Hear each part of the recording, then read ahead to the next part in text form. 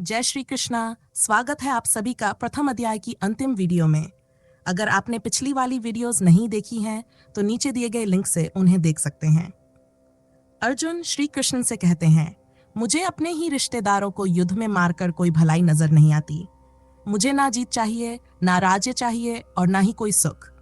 हे गोविंद, बताइए हमें राज्य से क्या मिलेगा, भोग सुख से क्या मिलेगा और जीवन से भी क्या लाभ, जबकि जिनके लिए हम यह सब चाहते थे वही हमारे सामने खड़े हैं। ये हमारे गुरु, पिता, पुत्र, पितामह और बाकी संबंधी जो बिना अपनी जान माल की परवाह किए युद्ध के लिए खड़े हैं। हे मधुसूदन, मैं इन्हें मारना ही नहीं चाहता, चाहे ये मुझ पर आक्रमण ही क्यों ना करें। हे जनार्दन, तीनों लोकों का राज्य भी मिल जाए तो भी मैं इन्हें नहीं मार सकता, फिर पृथ्वी का राज्य क्या चीज है। धृतराष्ट्र के पुत्रों को मारकर हमें कैसा सुख मिलेगा, इनको मारने से तो हमें पाप ही लगेगा। इसलिए हमें धृतराष्ट्र के पुत्रों और उनके साथियों का वध नहीं करना चाहिए। हे माधव, अपने ही लोगों को मारकर हम सुखी कैसे रह पाएंगे। भले ही ये लोग लालच में अंधे हो गए हों और इन्हें कुल विनाश व मित्रद्रोह का पाप दिखाई ना देता हो, लेकिन हे जनार्दन, हम तो साफ साफ इन दोषों को देखते हैं, तो हम क्यों नहीं रुक जाएं? क्यों ना पाप से बचें? जब कोई कुल नष्ट होता है तो उसके सनातन धर्म नष्ट हो जाते हैं। धर्म के नष्ट होने पर पूरे कुल में अधर्म बढ़ जाता है। हे कृष्ण, अधर्म बढ़ने पर कुल की महिलाएं दूषित हो जाती हैं और महिलाओं के दूषित होने से वर्ण संकर पैदा होते हैं। वर्ण संकर के बढ़ने से कुल भी नष्ट होता है और उसे नष्ट करने वाले लोग भी नरक जाते हैं, क्योंकि उनके पितर पिंडदान और जल तर्पण से वंचित हो जाते हैं। हे जनार्दन, ऐसे दोषों से वर्ण धर्म और कुल धर्म जो सदियों से चले आ रहे हैं नष्ट हो जाते हैं, और जिनका कुल धर्म नष्ट हो जाता है उनके लिए नरक में गिरना ही बताया गया है। यह हमने सुना है। हम कितने बड़े पाप के लिए तैयार हो गए हैं। राज्य और सुख के लालच में अपने ही रिश्तेदारों को मारने को तैयार हो गए। अर्जुन के हर वाक्य में एक शर्त छुपी हुई है। उसका सुख का मोह अभी टूटा नहीं है। वह साफ साफ कह रहा है, अपनों को मारकर जो सुख मिलेगा वैसा सुख नहीं चाहिए, लेकिन अगर अपनों को बिना मारे सुख मिल जाए, बिना मारे राज्य मिल जाए तो वह लेने को तैयार है। और यही हमारी भी मनोदशा है। अगर ऐसा हो जाए तो सुख मिलेगा, अगर वैसा हो जाए तो कल्याण मिलेगा। बस शर्त पूरी होनी चाहिए। और विडंबना यह कि जिस व्यक्ति के भीतर शर्तें हों उसे कभी सुख नहीं मिलता, क्योंकि सुख तभी मिलता है जब यह भ्रम पूरी तरह टूट जाए कि इस संसार में सुख संभव है। यह उल्टा सा लगता है, पर सत्य यही है। जो भी सोचता है कि सुख मिल सकता है, बस कुछ शर्तें भर पूरी कर ले, तो वही नए नए दुखों को बुलाता है। हर दुख को खोजने की एक ही तरकीब है, उसे पहले सुख मान लो। जब तक खोजते हो लगता है सुख मिल जाएगा, जैसे ही मिल जाता है पता चलता है यह तो दुख था। अगर अर्जुन ये कहता कि संसार में सुख ही कहाँ है, राज्य में क्या प्रयोजन, तो उसका प्रश्न बेशर्त होता, पर वह ऐसा नहीं कह रहा। वह कह रहा है सुख मिलेगा लेकिन अपनों को मारकर नहीं। यानी सुख में विश्वास कायम है, राज्य में भी प्रयोजन दिख रहा है, बस शर्त है कि अपने ना मरें। भगवान महावीर और महात्मा बुद्ध ने कहा था कि राज्य व्यर्थ है, सुख व्यर्थ है, पर अर्जुन को यह नहीं दिखाई दे रहा। वह जिस चीज को कह रहा है कि इसका कोई प्रयोजन नहीं, अंदर से वही चीज बार बार उसे आकर्षित कर रही है, सिर्फ उसकी शर्त पूरी हो जाए। अर्जुन उलझा हुआ है, उसका चित्त गांठों से भरा है। वह कहता है सुख तो मिल सकता है लेकिन यदि अपने ना मरे, राज्य तो कल्याणकारी है लेकिन यदि अपने ना मरे। हम सबके भीतर भी एक अर्जुन बैठा है, जिसे एक हाथ से धकेलते हैं उसे दूसरे हाथ से खींच लेते हैं। एक कदम संसार से दूर चलते हैं और दूसरा कदम तुरंत संसार की ओर उठा लेते हैं, जैसे कोई बैलगाड़ी दोनों ओर के बैलों से उल्टी दिशाओं में खींच रही हो। अर्जुन कह रहा है सुख तो है इसलिए मन भागता है, लेकिन अपनों को मारना पड़ेगा इसलिए मन लौट आता है। ये जो खिंचाव है, ये जो स्वविरोध है, अर्जुन की पूरी मनोदशा इसी में बंधी हुई है, और यही मनोदशा हम सबके भीतर भी जीवित है। अर्जुन कहता है जिन अपने लोगों के लिए हम राज्य सुख चाहते हैं, वही सब आज अपने प्राण और धन दांव पर लगाकर युद्ध भूमि में खड़े हैं। लेकिन अर्जुन जो कह रहा है उसके हर शब्द में भ्रम है। वह कहता है इन पिता पुत्रों के लिए हम राज्य सुख चाहते हैं। यह सच नहीं है, कोई किसी के लिए नहीं चाहता, हर व्यक्ति अपने लिए ही चाहता है। और अगर पिता पुत्र के लिए भी चाहता है तो सिर्फ इसलिए कि अपनापन जितना है चाह उतनी ही है, उससे ज्यादा कुछ नहीं।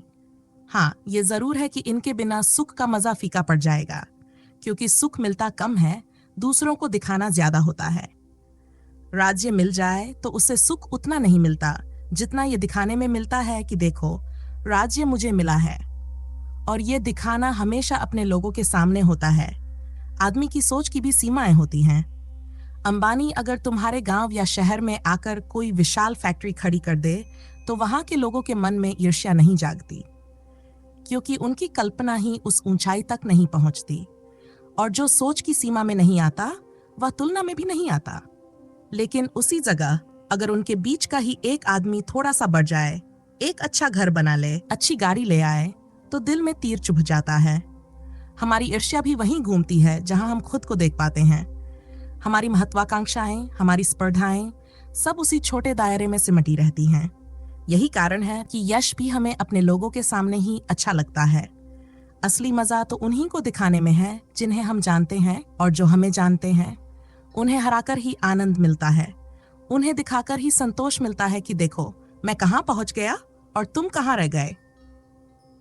अर्जुन भी जो कह रहा है वह झूठ ही है, लेकिन वह जानकर झूठ नहीं बोल रहा। यह वह झूठ है जो हमारी नस नस में मिला हुआ है। पति अपनी पत्नी से कहता है, तेरे लिए सब करता हूं। पत्नी अपने पति से कहती है, तुम्हारे लिए सब करती हूं।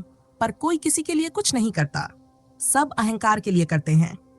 जो हमें अपना लगता है हम उसके लिए उतना ही करते हैं जितने से हमारा अहंकार पोषित होता है। वह अपनापन खत्म हो जाए तो ना संबंध बचता है, ना त्याग, क्योंकि वह अब मेरा नहीं रहा, मेरी पहचान का हिस्सा नहीं रहा। अर्जुन भी गलत कह रहा है कि जिनके लिए हम राज्य चाहते हैं, बल्कि उसे कहना चाहिए जिनके बिना राज्य का मजा ही नहीं आएगा। धन, पद, सम्मान, ये सब हम अपने लिए मांगते तो हैं, पर सच ये है कि इनका असली आनंद तभी आता है जब वे हमारे लोगों की आंखों के सामने चमकें। पराये लोगों के बीच बड़े होकर तुम क्या कर लोगे? वहां ना कोई तुम्हारी कहानी जानता है, ना तुम्हारा संघर्ष और ना तुम्हारी हीनता। पर जब वही पद लेकर तुम उन लोगों के सामने खड़े होते हो जो तुम्हें बचपन से जानते हैं, जो तुम्हारी असफलताएं, तुम्हारी कमजोरियां, तुम्हारा पुराना घर, सब कुछ जिनकी आंखों में अब भी दर्ज है, तब तुम उन्हें ईर्ष्या से भर सकते हो।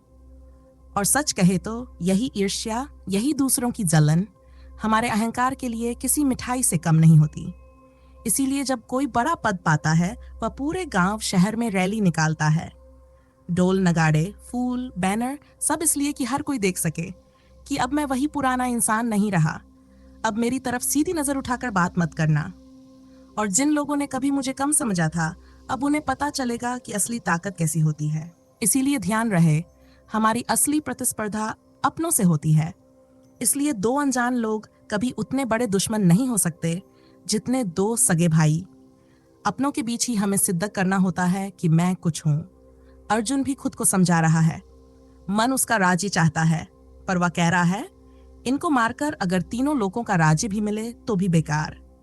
ऐसा बड़ा विचार खड़ा करके वह निष्कर्ष निकालता है कि पृथ्वी का राज्य तो बिल्कुल व्यर्थ है, लेकिन ना उसे तीनों लोगों का राज्य छोड़ने की हिम्मत है, ना पृथ्वी का राज्य छोड़ने की इच्छा। अगर कृष्ण सच में कह दें, अर्जुन मैं तुझे तीनों लोगों का राज्य देता हूं, तो अर्जुन बड़ी उलझन में पड़ जाएगा। हम सब ऐसे ही खुद को समझाते हैं। पड़ोसी का बड़ा घर दिखे तो कहते हैं, क्या रखा है बड़े घर में? पर जो ये वाक्य कह रहा है वह अंदर से कह रहा है, बहुत कुछ रखा है, बस मुझे मिल नहीं रहा, इसलिए खुद को समझा रहा हूं कि कुछ रखा ही नहीं है। अर्जुन भी कह रहा है, तीनों लोगों के राज्य में कुछ नहीं रखा, तो पृथ्वी के राज्य में तो कुछ भी नहीं है, और इतने छोटे राज्य के लिए अपने प्रियजनों को मारना, यह तो मूर्खता होगी। और देखिए, उसकी समस्या हत्या नहीं है।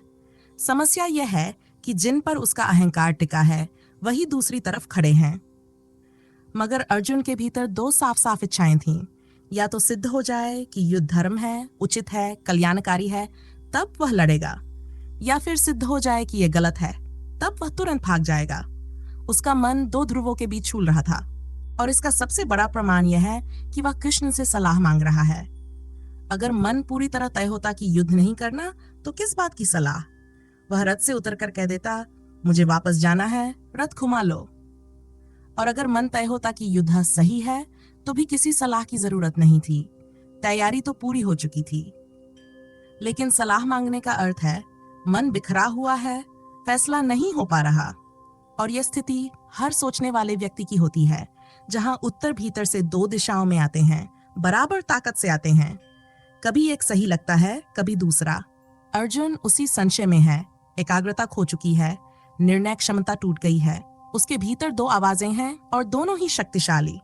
इसलिए वह कृष्ण के पास जाता है, क्योंकि अब वह अकेला उत्तर नहीं ढूंढ पा रहा। यही उसकी दशा है, यही उसका द्वंद्व है, और यही इस पूरे संवाद का आरंभिक बिंदु बनता है। अर्जुन हर दिशा से युद्ध के दुष्परिणाम तलाश रहा है। उसे लगता है अगर ये युद्ध हुआ तो सिर्फ अभी नहीं, आने वाली पीढ़ियों तक सब बिगड़ जाएगा। संतति विकृत हो जाएगी, वर्ण प्रणाली टूट जाएगी, सनातन धर्म नष्ट हो जाएगा, संस्कृति मिट जाएगी। और यह सब सोचते हुए वह खुद से पूछता है, आखिर मैं ये क्या करने जा रहा हूँ? यह सुनने में अजीब लगता है कि अचानक अर्जुन को भविष्य, धर्म, संस्कृति और सामाजिक ढांचे की इतनी चिंता क्यों होने लगी। लेकिन अगर आप हिरोशिमा हमले के बाद दुनिया के शांतिवादी विचारकों को पढ़ें, तो पाएंगे कि वही चिंताएं, वही डर जो आज के युद्ध विरोधी व्यक्त करते हैं, बिल्कुल वही बातें अर्जुन उस समय कह रहा है। यह युद्ध सभ्यता को खत्म कर देगा, धर्म को नष्ट कर देगा, लोगों को पागल कर देगा, बच्चों को विकृत कर देगा। ये सब तर्क वही हैं जो शांति के पक्ष में खड़े विचारकों ने हमेशा कहे। मगर फर्क बस इतना है कि अर्जुन ये सब इसलिए नहीं सोच रहा कि उसे दुनिया की सच्ची चिंता है, बल्कि इसलिए कि उसके भीतर एक पलायन की चाह उठी है।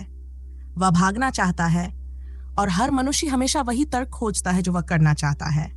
हम पहले निर्णय ले लेते हैं, बाद में उसके समर्थन में दलीलें जोड़ते हैं, और ये काम हमारा मन बड़ी सफाई से करता है। जैसे स्टैनफोर्ड यूनिवर्सिटी की एक स्टडी बताती है कि बहुत से लोग, चाहे उनकी शिक्षा कितनी भी अच्छी हो या सोचने की क्षमता कितनी भी गहरी हो, वे अक्सर अपने विश्वास या पहचान को तथ्यों से ऊपर रखते हैं। यानी अगर कोई खबर या सूचना उनकी पहले से बनी राय से मेल खाती है, तो वे उसे तुरंत सच मान लेते हैं, और जो बातें उनके विश्वास के खिलाफ हों, उन्हें खारिज कर देते हैं। यही अर्जुन कर रहा है। कल तक उसे संतति, वर्ण व्यवस्था, धर्म की चिंता नहीं थी। उसने कभी ये सोचकर तीर नहीं चलाया कि कहीं वर्ण संकर ना हो जाएं। लेकिन आज क्योंकि वह भागना चाहता है, तो उसे ये सारी दलीलें मिल रही हैं। तो असल मामला क्या है? सारा मामला सिर्फ इतना है कि वह अपने लोगों को मारने से डर रहा है। उसका हृदय कांप रहा है। ममत्व, मोह, करुणा उसे रोक रही है। लेकिन वह सीधा ये नहीं कह रहा। वह धर्म, संस्कृति, भविष्य, संतति, समाज, इन सब का बड़ा जाल बुन रहा है ताकि उसका भागना वाजिब लगे। हम सब यही करते हैं। छोटी सी बात भी हम सीधे नहीं कहते। क्रोध करना हो तो बहाने ढूंढते हैं, भागना हो तो बहाने ढूंढते हैं, मारना हो तो बहाने ढूंढते हैं, असली कारण बातों में छुपा देते हैं और तर्कों की दुनिया खड़ी कर लेते हैं। कृष्ण ये सब साफ साफ देख रहे हैं। उन्हें दिख रहा है कि ये जो दलीलें अर्जुन दे रहा है, यह उसकी सच्ची दृष्टि नहीं, यह उसकी मन की चालाकी है। अर्जुन कभी युद्ध से नहीं भागा, कभी धर्म संस्कृति की बातों पर भावुक नहीं हुआ। वह जन्म से योद्धा है। मारना उसके लिए नया नहीं है। और श्री कृष्ण को अब यह करना है कि उन झूठी दलीलों की परतें हटाएं और अर्जुन को उसके मूल कारण तक ले जाएं।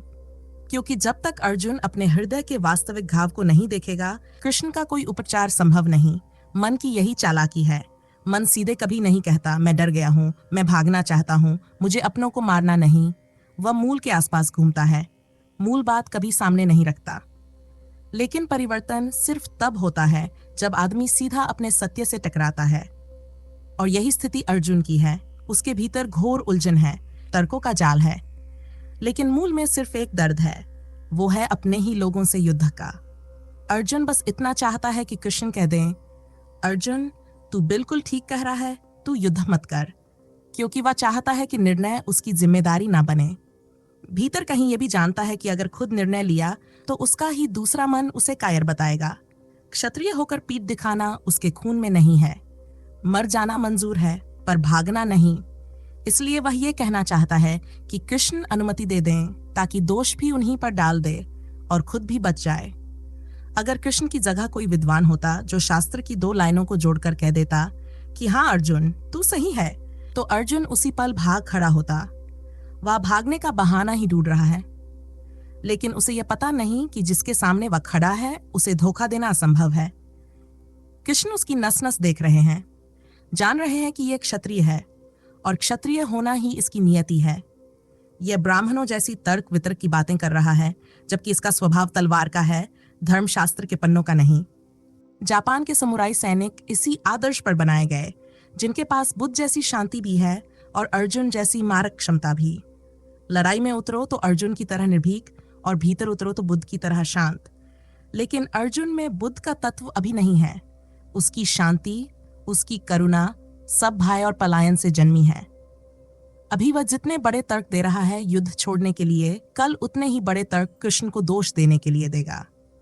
कहेगा, आपके कारण मेरी बदनामी हो गई, कुल सम्मान मिट गया, आपने मुझे उलझा दिया। कृष्ण ये सब जानते हैं, इसलिए उन्हें अर्जुन को इतनी आसानी से छोड़ना नहीं है।